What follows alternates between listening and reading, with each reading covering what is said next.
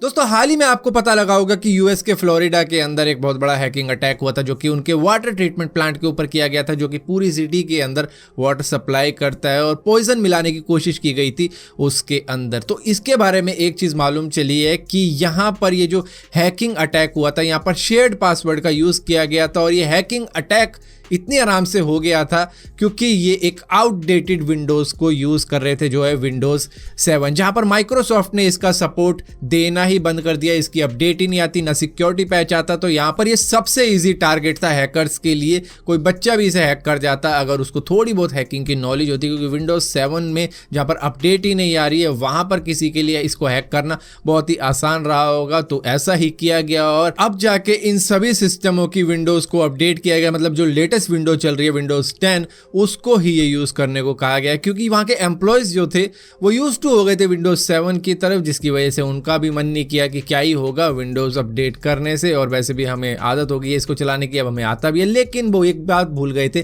कि security patch नहीं दे रहा है यहाँ पे माइक्रोसॉफ्ट कुछ कर ही नहीं रहा है, क्योंकि उन्होंने डिसकंटिन्यू कर दिया इसको, लेकिन फिर भी यूज किए जा रहे थे। तो रिस्क तो तुम्हारा ही था। और यहाँ पर दोस्तों टिकटॉक के इंडिया के अंदर बैन होने के बाद में बहुत से टिकटॉकर इंस्टाग्राम की तरफ मूव हो चुके थे, जहां पर वो अपनी जो टिकटॉक की वीडियोस थी उसको अपलोड करने लग गए थे। तो अब तक तो सब सही चल रहा था, लेकिन अब जाके इंस्टाग्राम ने क्या किया है कि जिस भी वीडियो के ऊपर टिकटॉक का वाटरमार्क होगा, मतलब टिकटॉक लिखा होगा उसके नीचे ऊपर कहीं भी, उसको वो प्रमोट करेगा ही नहीं। तो ऐसी एल्गोरिथम इन्होंने तैयार कर दिया, तो जिसकी वजह से आपको कोई भी ग्रोथ देखने को नहीं मिलेगी उस वीडियो के ऊपर जो आपने टिकटॉक की उठाकर इंस्टाग्राम पे अपलोड की होगी। और इसी के साथ साथ दोस्तों ब्रिटेन ओपन यूनिवर्सिटी के रिसर्चर्स ने एक चीज फाउंड करी है मार्स के ऊपर कि उसके एटमॉस्फेयर में वाटर के वेपर उड़ते हुए नजर आए हैं, जो कि आइस की फॉर्म में ही हैं। तो ये डिटेक्ट किया है इस यूनिवर्सिटी के रिसर्चर्स ने, जो मार्स के ऊपर अपनी पूरी तरीके से निगाह बनाए बैठे हैं। हालांकि अगर चाइना का देखा जाए तो उनका Tianwen-1 भी पहुंचने वाला है मार्स के ऊपर, उसको ऑर्बिट करने को तैयार है, तो वहां से भी काफी इंफॉर्मेशन पता लग सकती है अगर चाइना बताएगा तो। दोस्तों एप्पल के मैकबुक प्रो में एक दिक्कत आ रही थी जो 2016 से लेकर 2017 में बनाए गए थे, मतलब मैन्युफैक्चर्ड थे, उनको कुछ ऐसी अपडेट दे दी गई थी जिसकी वजह से बैटरी चार्ज होने से ही मना कर गई। मतलब बैटरी चार्ज हो ही नहीं रही थी चाहे वो कितनी भी कोशिश कर ले, मतलब उनका वो पूरा का पूरा सिस्टम ब्रिक हो गया था। जिसके बाद में इन्होंने पैच भी निकाला, लेकिन अगर वो पैच काम नहीं करता है तो भी उसके लिए उन्होंने एक सोल्यूशन ये दे दिया है कि भैया उनका एक रिप्लेसमेंट प्रोग्राम चल रहा है जो सिर्फ बैटरी का होगा, जो कि 2016 से लेकर 2017 के बीच में बनाई गई थी मैकबुक प्रो के लिए। तो मतलब जिनका भी मॉडल 2016 से 17 का है उनको फ्री की बैटरी रिप्लेसमेंट मिल सकती है एप्पल द्वारा, अगर उन्होंने ऐसी अपडेट करी और पैच के द्वारा भी वो फिक्स नहीं हुई है।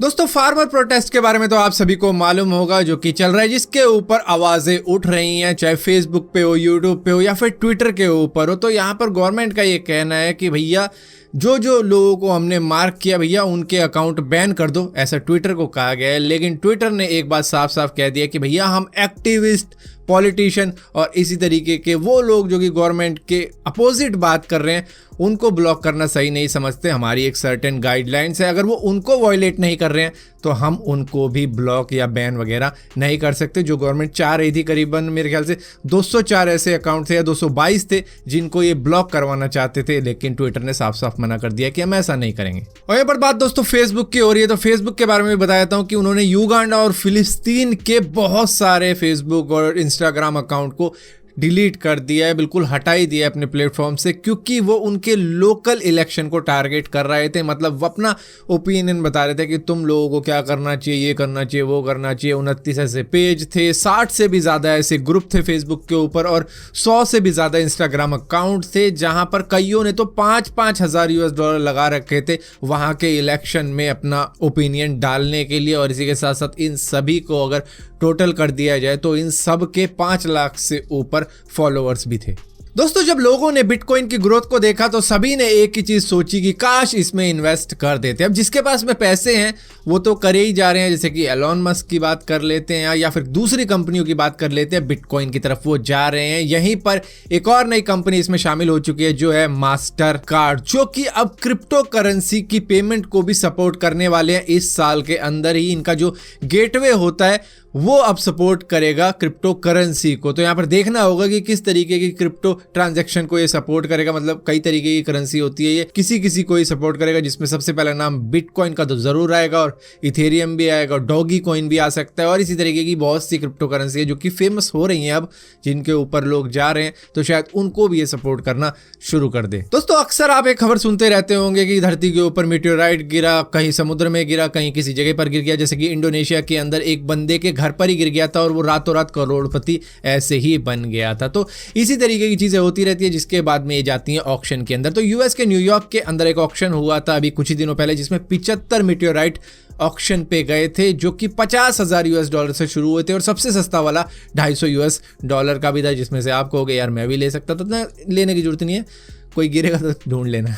खैर ये तो मजाक है, लेकिन ये $250 वाला आपको पत्थर के जैसा ही दिखेगा, आप भी देख के कहोगे यार क्या ही ले लिया, पत्थर ही उठा लेता, इससे बढ़िया तो किसी से। लेकिन जो काफ़ी ज़्यादा एक्सपेंसिव होते हैं वो दिखने में भी फिर एक्सपेंसिव ही होते हैं, जैसे इंडोनेशिया के एक आदमी को मिला था, वो तो करोड़पति बन गया था उसको पाने के बाद में। तो यहाँ पर जो बिका है न्यूयॉर्क के अंदर सबसे महंगे वाला, वो बिका है $1,80,000 का, जो कि 7 बिलियन ईयर्स ओल्ड का है, मतलब किसी स्टार का टुकड़ा था जो कि धरती पर गिरा, किसी को पा गया, जिसके बाद में घूम घाम के वो न्यूयॉर्क की इस ऑक्शन के अंदर आ गया, जहां पर ये बिक गया करीबन इंडियन करेंसी में कन्वर्ट करके बताऊं तो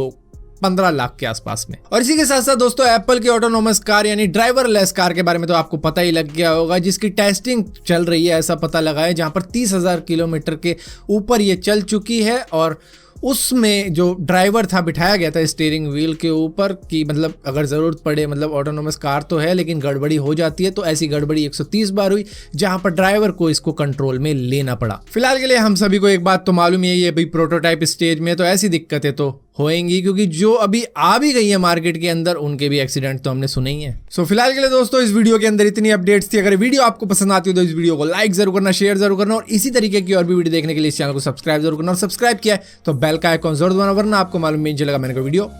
डाली भी है।